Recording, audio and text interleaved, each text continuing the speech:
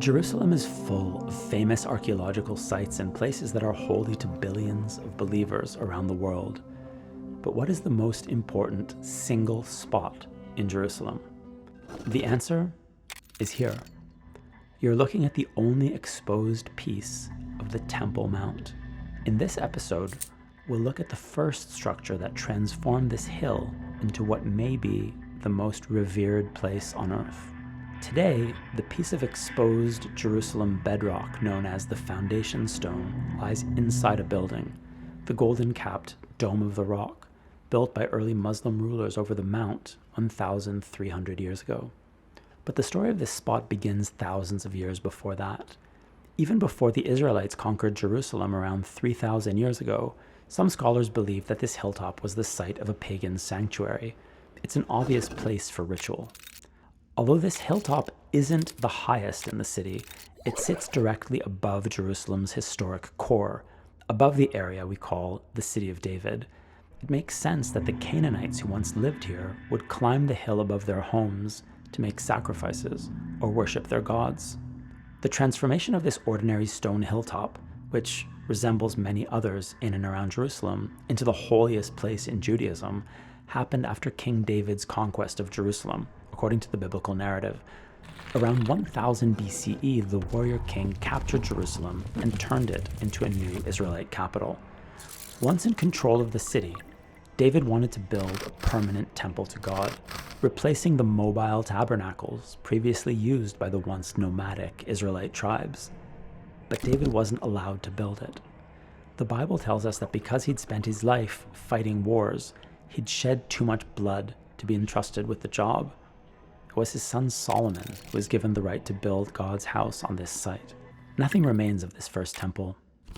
Our knowledge of what Solomon's structure looked like is thanks to biblical descriptions, and also because we know something about the appearance of other cultic buildings in the region.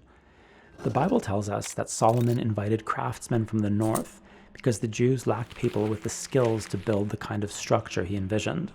We know they used precious materials, including valuable types of wood. Once the temple was built, access to the holy site was restricted according to religious law. Common people who came to the temple stood in the courtyard. As for the building itself, only the initiated, the temple priests, had access. Commoners couldn't enter, but they could observe animal sacrifices performed on the great altar that was the center of ritual in the complex. We have a fairly clear idea of what this altar looked like, thanks to similar ones that have been found, for example, at Tel Sheva, a site near the modern Israeli city of Beersheba. The most striking design feature was that it had 4 horns. In the Bible, we find the strange expression, to grasp the horns of the altar, referring to an act of desperate self-preservation. This comes from a genuine tradition in ancient times when temple grounds were considered a sanctuary. If someone accidentally killed someone else, they had to flee to the sanctuary to avoid capture and punishment. If they managed to hold onto the horns of the altar, they couldn't be touched, at least in theory. The Bible also provides contrary examples where people were dragged from the altar and killed right there in the holy place where human blood wasn't meant to be shed. But why did the altar have horns in the first place? This design has roots deep in pagan history, long before the rise of the Israelite religion. In the ancient East, male deities were often depicted as bulls, a powerful animal that couldn't be tamed. Horns came to symbolize divine power.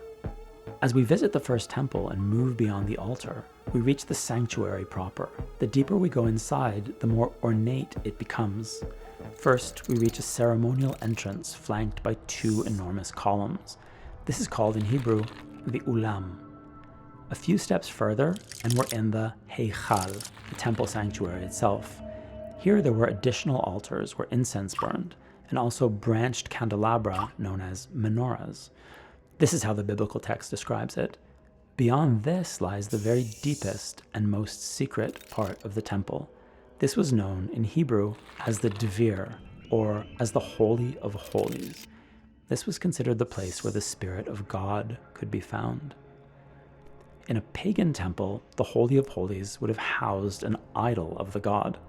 In the Jerusalem temple, descriptions tell us there was no statue, in keeping with the Jewish prohibition on graven images. But it seems that at least for stretches of time, this wasn't true. The Israelites' allegiance to monotheism waxed and waned over time.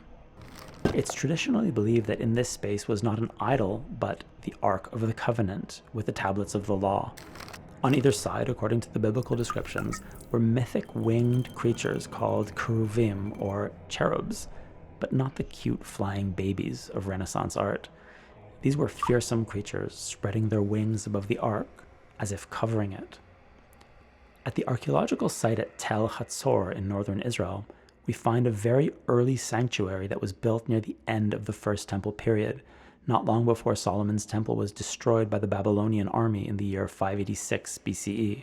Because nothing is left of the First Temple, this other sanctuary can help us picture the one in Jerusalem. There are stone markers here, but they're just rectangular shapes, not idols, which some scholars think may signal a move toward non-anthropomorphic representations of God, and toward the radical idea that God isn't in one particular place, but everywhere.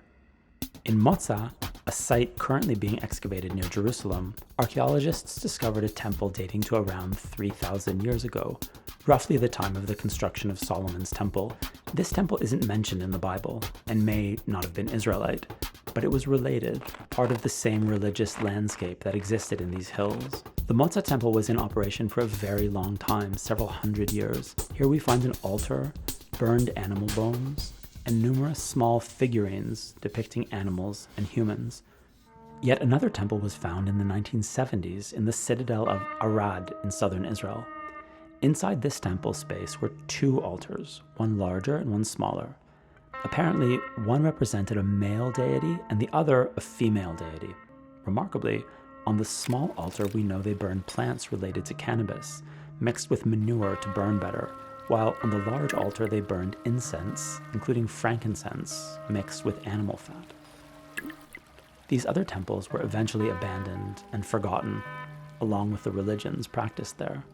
But strikingly, over the centuries, more and more traditions cohered around the exposed rock on the Temple Mount in Jerusalem. According to Jewish legend, it was from this stone that God began creating the world. According to Muslim tradition, the Prophet Muhammad stepped on this stone when he ascended to heaven in a night journey recounted in the Quran. The importance of the mount grew even as the temple was repeatedly destroyed, rebuilt, and destroyed again. The world of that first temple, the world of priests, altars, and animal sacrifice, faded into history, but somehow the power of this particular hilltop has only grown.